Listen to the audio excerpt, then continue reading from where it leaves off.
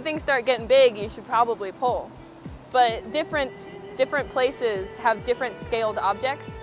So the ground rush is what we call it, when the ground's coming up at you and you see things getting bigger, is hard to judge the first couple of times.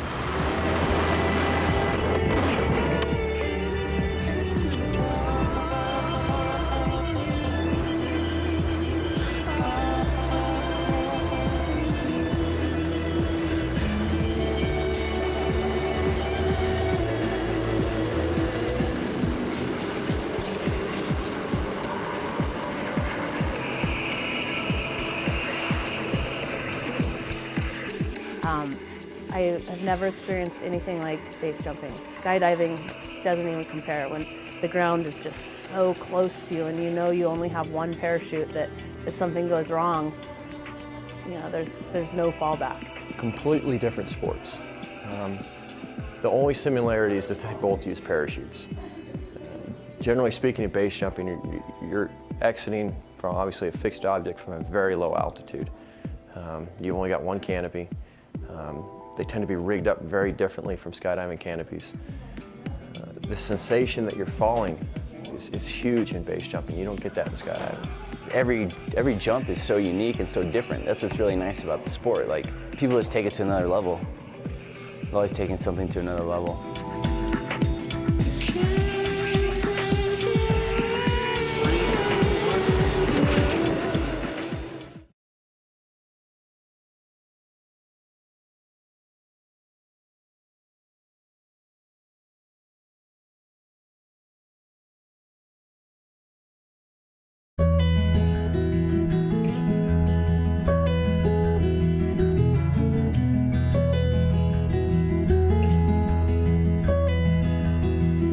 I don't want people kind of identifying that they're autism first and their career second.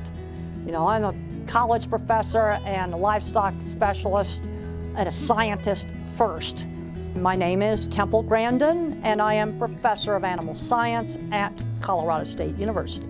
I've been here 20 years, and I've been teaching my class twice each year, a short course I do on livestock handling and cattle behavior and equipment design.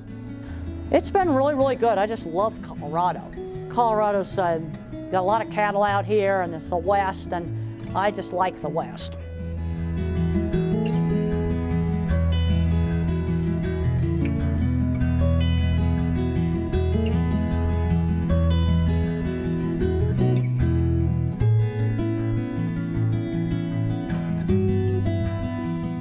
I think it turned out extremely well, and so far, you know, seems like people are liking it. They're laughing and crying and having all kinds of emotions.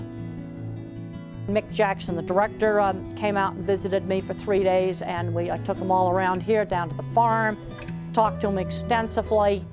Then I spent a half a day with Claire Danes. And the thing about Claire Danes is she turned into me in the 60s and the 70s. You know, the other actors, you can recognize them, but Claire Danes you'd never recognize if you didn't know that she was playing me. And watching her be me was like going back in kind of a strange time machine. It's just unbelievable. Everything I did in that movie's in character.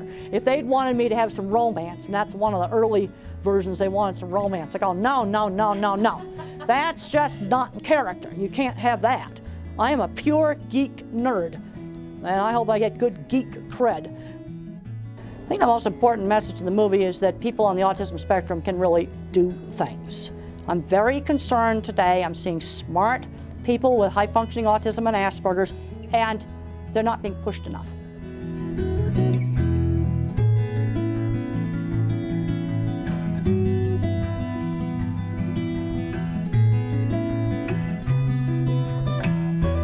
I get a great deal of satisfaction when a parent says to me that my book helped their child to go to college, or my book helped, or my talk helped the parent understand her child and teach him speech, or that the cattle industry is pleased with how my stuff works. If something that I do makes real change take place out in the real world, then I'm going to be happy.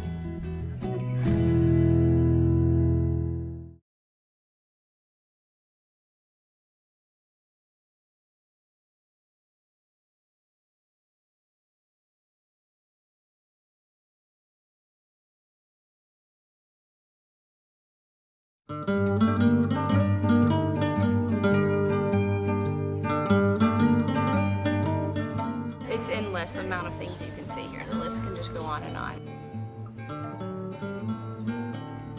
Yet one need not ever step inside a museum to view the master arts that the birthplace of the Renaissance has produced. Florence is really in kind of an outdoor museum, really.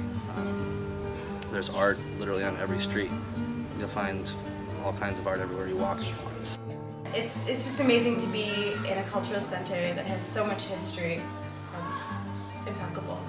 And these sites are all free to look at, and what a sight they are.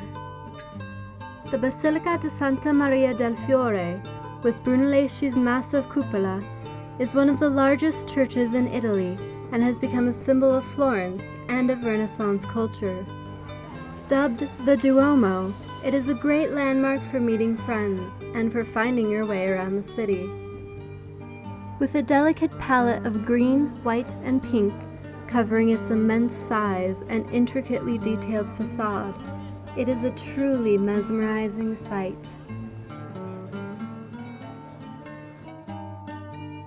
Heading farther south of the Arno, you'll reach the Pitti Palace and the Boboli Gardens. They're absolutely extraordinary. They're very green, and it's hard to find a green spot in the center. There's lots of different avenues that you weave through and different perspectives, as well as sculptures and different hedges. Great for a sunny day, you can grab wine and just go sit out and kind of lay out in the grass. You kind of feel like a king. The gardens rest on a hill on the south side of the Arno and provide views of both the city and the countryside. But to really get a great view of the city, you'll have to hike a bit higher. Piazzale Michelangelo offers amazing, amazing views of the city, and that's just a 15-minute walk from the center. It's a great place to go up there and just watch the sunset, those sorts of things. The romance of this spot is undeniable, and a bottle of wine is usually passed around as its contents wane with the evening light.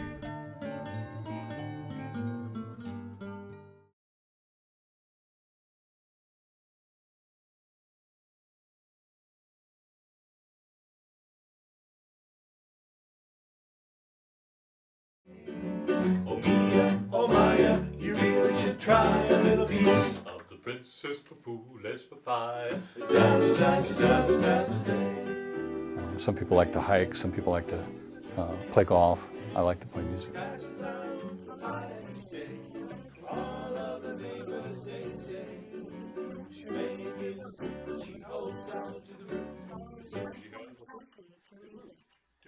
I have always been interested in music ever since I was a kid. I remember the first time I learned how to use a record player. I played a record called Canadian Sunset over and over, probably all day, till my mom took it away from me. Hey, bro, check out that princess over there. Oh, I had me some surprise the other day. Ooh, so sweet and so delicious. Yeah, but Stuart, tell me, were they right? Oh yeah, oh yeah. I figured, well, I need to get a guitar and learn how to play it, because that's how you meet women. So that was my whole musical world for a long time, was just the guitar. But then the steel guitar came into my life.